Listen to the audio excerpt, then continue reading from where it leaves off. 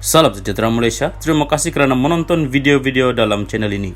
Sebelum kita mula, jangan lupa untuk tekan tombol subscribe, share, like dan komen. Let's go! Salam sejahtera dan salam perpaduan kepada seluruh rakyat Malaysia dan pendengar berita panas. Hari ini dipetik dari syahbudin.com.net bertajuk Bersatu dan PAS kini bermasalah. PN diancam bahaya. Berita penuh. Siap PAS. Suruhanjaya Pencegahan Rasuah Malaysia SPRM diberitakan telah mengenal pasti kira-kira 90 individu yang didakwa menerima wang tunai di Terengganu untuk mengundi sebuah parti tersebut pada PRU15 yang lalu. Menurut sumber daripada agensi itu, ia bagi membantu siasatan berhubung video tular yang menunjukkan orang ramai dikatakan menunggu di hadapan sebuah bangunan untuk menerima bayaran daripada PAS bagi tujuan mengundi.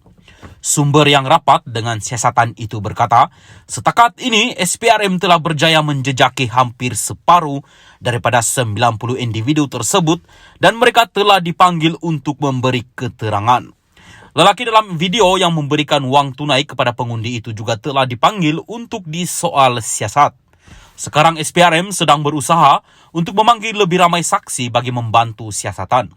Secara keseluruhan terdapat kira-kira 90 penerima dikenal pasti telah menerima wang tunai berkenaan. Ada sedikit kesukaran untuk mencari mereka kerana tidak semua mereka menetap di Terengganu. Ramai yang terlibat adalah pengundi luar, kata sumber itu lagi. Katanya, siasatan dijangka dapat diselesaikan dalam masa kira-kira 2 minggu daripada sekarang. Tambah sumber itu, SPRM berjaya mengenal pasti penerima wang tunai berdasarkan dokumen yang dirampas semasa siasatan. Ia termasuk dokumen yang perlu ditandatangani oleh penerima apabila mereka ingin mengutip wang berkenaan, selain perlu mengangkat sumpah. Dengan 90 penerima duit sedekah telah dikenal pasti, malah turut diambil keterangan mereka, kedudukan PAS kini tentu saja sedang diancam bahaya. Ia bukan saja mendedahkan beberapa kemenangan PAS dalam PRU15 lalu boleh dibatalkan kerana melanggar undang-undang, malah mengancam masa depan parti itu di mata rakyat. Jika terbukti banyak kemenangan PAS diraih kerana rasuah walaupun dianggap sedekah oleh Hadi Awang, imej PAS sebagai parti Islam boleh terhakis dengan sendirinya. Apa yang berlaku kepada PAS ini juga suatu tamparan secara langsung kepada PN setelah akaun bank Bersatu, sebuah lagi komponen PN telah dibekukan oleh SPRM untuk disiasat berkaitan pengubahan wang haram. Bersatu bermasalah dan PAS juga bermasalah. Mampukah PN menghadapi PRN di 6 negeri yang akan berlangsung tidak lama lagi dengan berkesan?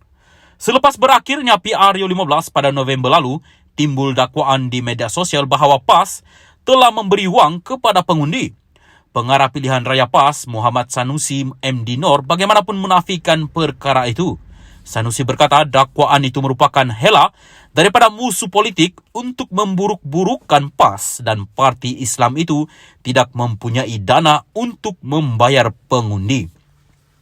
Pada Januari lalu, Presiden PAS Abdul Hadi Awang mempertahankan tindakan mengagihkan wang tunai kepada pengundi. Dia dilaporkan memberitahu media di Terengganu bahawa peraturan sedia ada hanya melarang calon yang bertanding dan wakil mereka daripada memberi wang tunai kepada pengundi. Bagaimanapun, Abdul Hadi berkata undang-undang tidak menghalang orang ramai daripada bersedekah.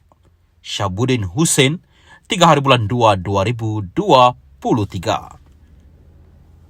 Salam sejahtera dan selamat malam kepada seluruh rakyat Malaysia dan pendengar berita seterusnya. Hamzah, kerajaan peralat SPRM untuk bunuh kredibiliti Bersatu. Berita penuh. Susulan pembekuan akaun bank Bersatu, Setiausaha Agungnya Hamzah Zainuddin mengecam kerajaan yang menurutnya menggunakan agensi kerajaan sebagai alat untuk membunuh kredibiliti Bersatu serta Perikatan Nasional PN. Hamzah dalam satu kenyataan hari ini berkata, rakyat sedar tentang strategi jelek pentadbiran semasa untuk mengalihkan perhatian rakyat daripada kelemahan, kegagalan dan nepotisme. Bersatu dapat menerima alasan bahawa langkah yang diambil SPRM itu adalah sebahagian daripada proses siasatan mereka terhadap fitnah yang dilemparkan kepada Bersatu. Bersatu akan terus memberi kerjasama dalam siasatan ini agar fitnah jahat ke atas Bersatu dapat dihentikan segera, katanya, sambil menambah pemimpin dan pegawai parti diminta memberikan kerjasama penuh. Ketua Pesuruhjaya SPRM Azam Baki sebelum ini mengesahkan bahawa akaun Bersatu telah dibekukan untuk membantu siasatan di bawah Akta Pencegahan Pengubahan Wang Haram, pencegahan pembiayaan keganasan dan hasil daripada aktiviti haram. Pendedahan itu berlaku hanya sehari selepas Bersatu mengisytiharkan akaun 2020 dan 2021 dalam usaha untuk menentang dakwaan rasuah. Pada mulanya dipercayai pembekuan itu berkaitan siasatan SPRM terhadap dana kerajaan berjumlah RM92.5 bilion dana rangsangan pandemik yang didakwa diselewengkan. Bagaimanapun, sumber SPRM mendakwa pembekuan akaun itu adalah atas dakwaan Bersatu menerima sumbangan daripada kira-kira 10 kontraktor yang menerima pelbagai projek semasa parti itu mentadbir kerajaan. Menurut sumber itu, jumlah sumbangan disyaki lebih RM300 juta ringgit. Mereka mendakwa Baki dalam 2 akaun bank Bersatu ketika ini adalah sekitar RM40 juta ringgit. Pada awal Januari, SPRM menahan seorang ketua pegawai eksekutif sebuah syarikat swasta sebagai suspek dalam siasatannya. Ketua pegawai eksekutif itu disyaki menjadi orang tengah dalam pengagihan projek kerajaan di bawah pakej rangsangan ekonomi antara 2020 dan 2022. Suspek itu kemudiannya ternyata seorang ketua bahagian Bersatu. Turut didakwa bahawa RM4.5 bilion daripada jumlah ini telah dimasukkan ke dalam dana PN untuk pilihan raya umum ke-15. Presiden Bersatu Muhyiddin Yassin menafikan dakwaan itu.